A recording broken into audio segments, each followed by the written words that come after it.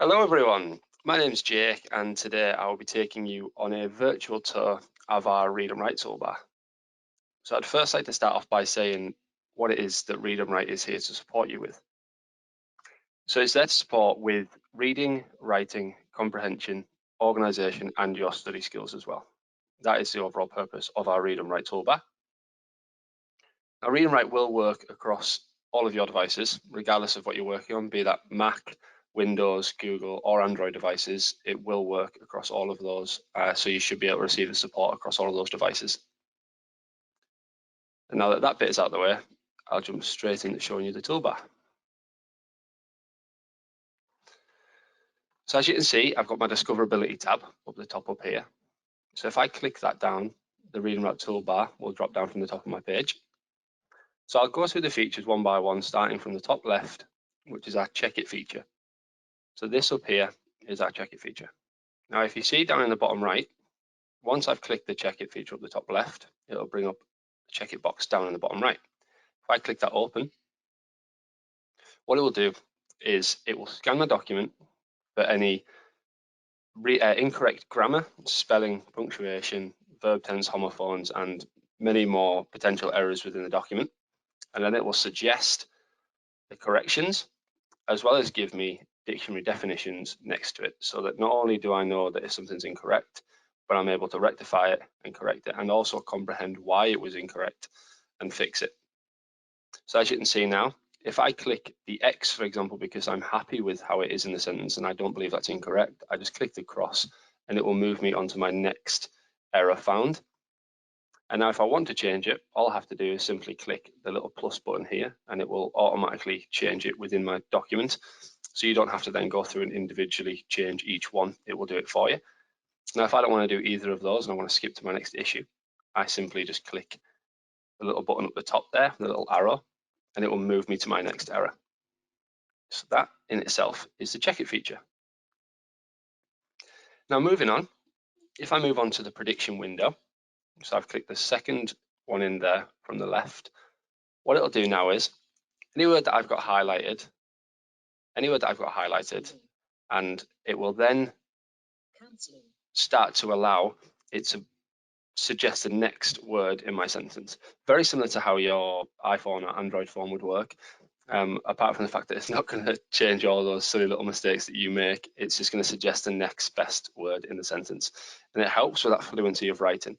And now with the addition of the Read and Write for Professionals dictionaries, it'll provide very specific course terminology, which should hopefully allow you to write more fluently and achieve those higher grades. Now moving on, the next two features are our dictionary and picture dictionary. Now this is to help define and comprehend words and also gives you an option to get a definition from a web page. So for example, if I was to click down dictionary here, it would bring up the word that I'm currently within. It will give me definitions, multiple definitions. So I can find the one that's more suited to me.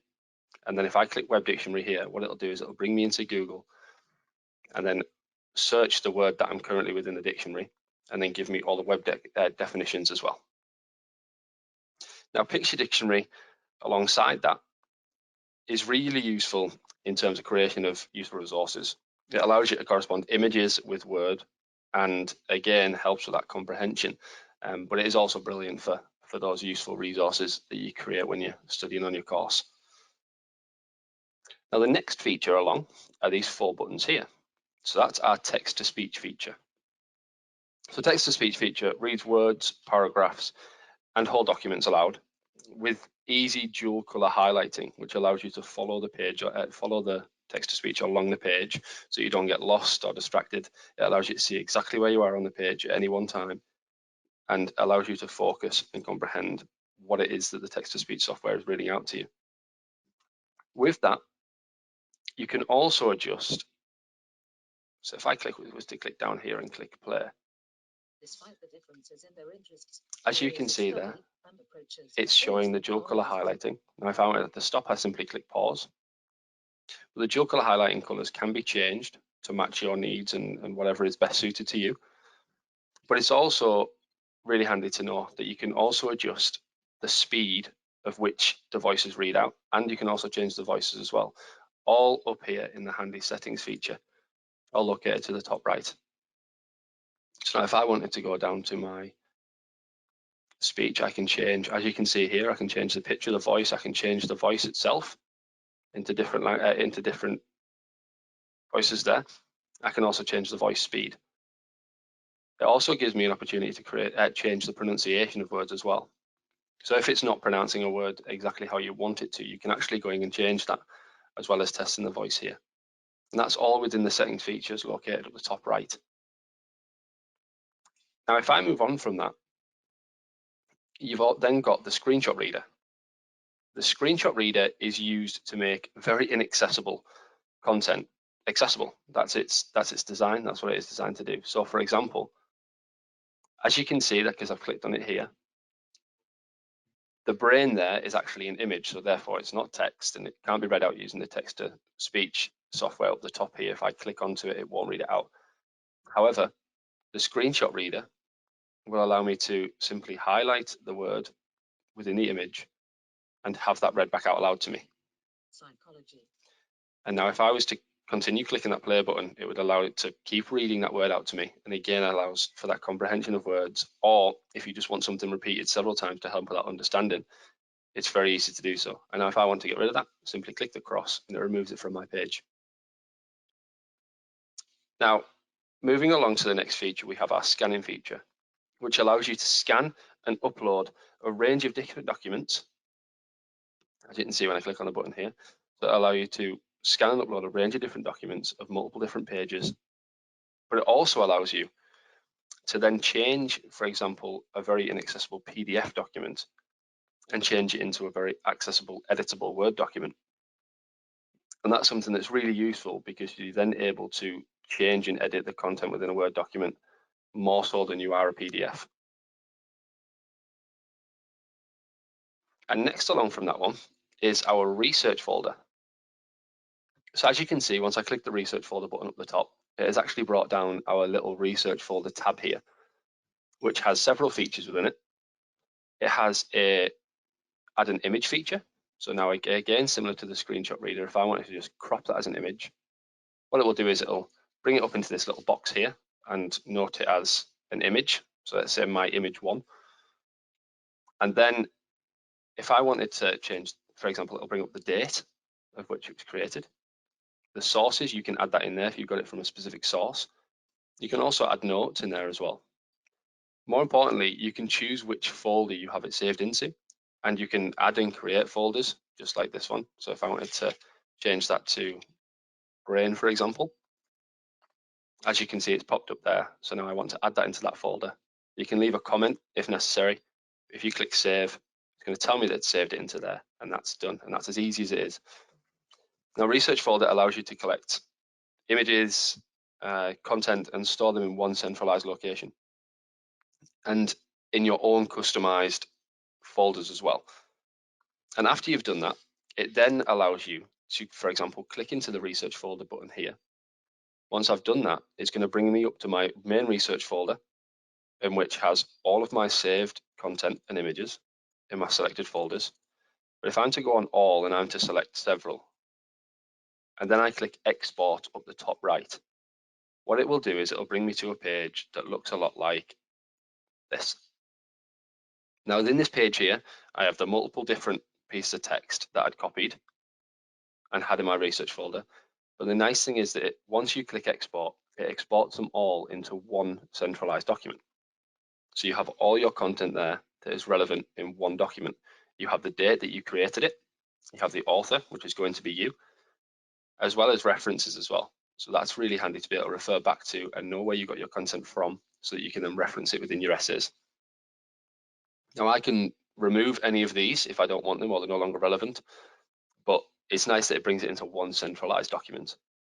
So now if I'm to go back to my copy of psychology, the next tool along is our audio maker. Now audio maker works brilliantly if you are looking to highlight the text and then convert it into an audio file, which you can then download and listen to remotely or whenever you like, if that's the preferred way of learning that you prefer. Now, if I highlight the text here and I click Audio Maker, as you can see, it's brought up into our Audio Maker box. Now, all the text within the Audio Maker box is fully editable. So now if I don't want certain pieces of text in there, then I can just take it out. I can add text into it.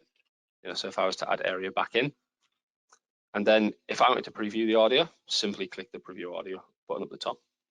And then you can choose where you want to save it to. Now, if I click create MP3 file, as you can see there, I've already created one. Yes, I want to replace it. And then it will say that, yes, it's been created. And now I have access to that in my files. Now, the next one along is screen masking, the most visual part of our toolbar. So if I was to click that, as you can see, it's tinted the entire screen and allowed me also to have a reading ruler. So that allows me to focus on a small portion of the screen at any one time. And it allows me to simply scroll down and follow the page as I need to. Now, if I were to change any of the settings within screen masking, for example, the color, simply click the settings button down in the bottom right. And if I wanted to change the tint color, I can do. If I had a specific RGB number to change it to, I certainly can do. And if I want to change that to teal, for example, it's all within the settings. If I want the reading ruler off, simply click on and off the tab. And then if I want to change the height of my reading ruler, for example, if I need some of the words on screen to be slightly bigger than what I normally would, I could change the height of my reading ruler to compensate for that. And then if I want to simply get rid of my screen masking, it's as simple as clicking the power button down in the bottom right. Moving on, the talk and type feature up here is essentially what it does what it says in the tin.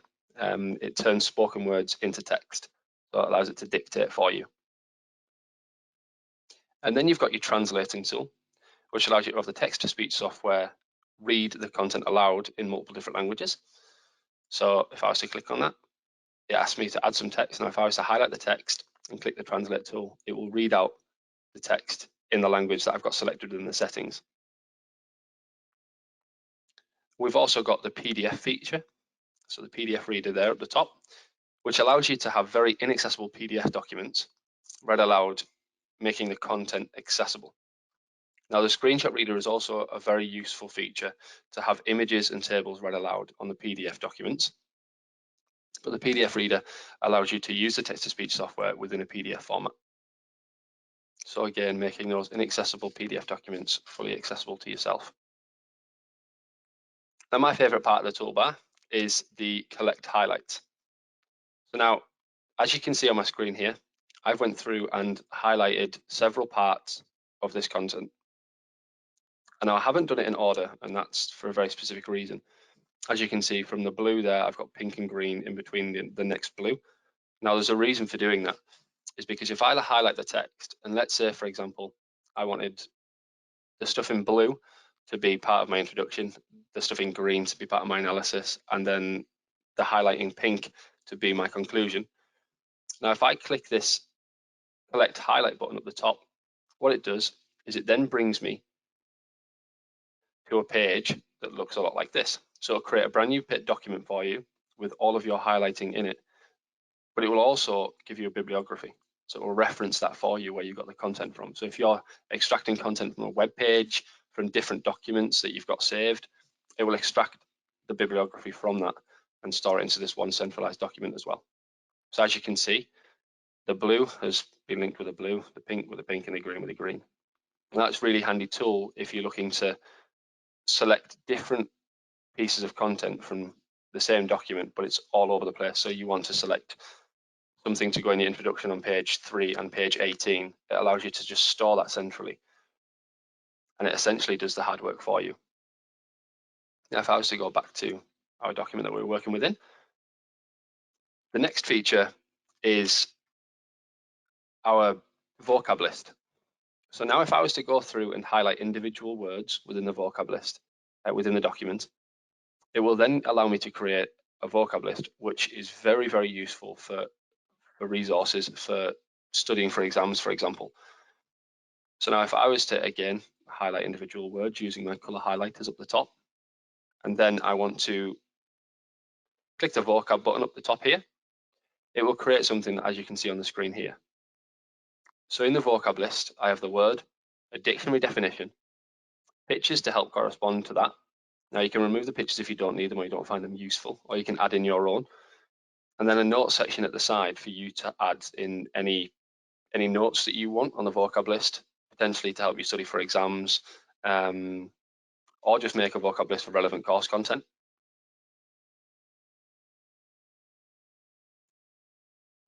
And finally, the last feature up the top right here is our voice note feature, which allows you to insert a recorded voice message into the document. So as you can see here on the screen, if I wanted to record my voice message, I then can listen back to it and have it inserted into my document. That allows me to, for example, if I wanted to have content in my introduction that I potentially missed out, I could go back and just record a voice note, add it in there, and then refer back to that at any point. It just allows me to quickly go back and make notes on my document without having to physically type or change anything at that current time. It's a really, really, really handy study tool. So that in itself is our Read and Write toolbar. And I really hope that that covers everything. If not, please do get in touch with us. But that is it for now. Thank you very much and good luck with your studies.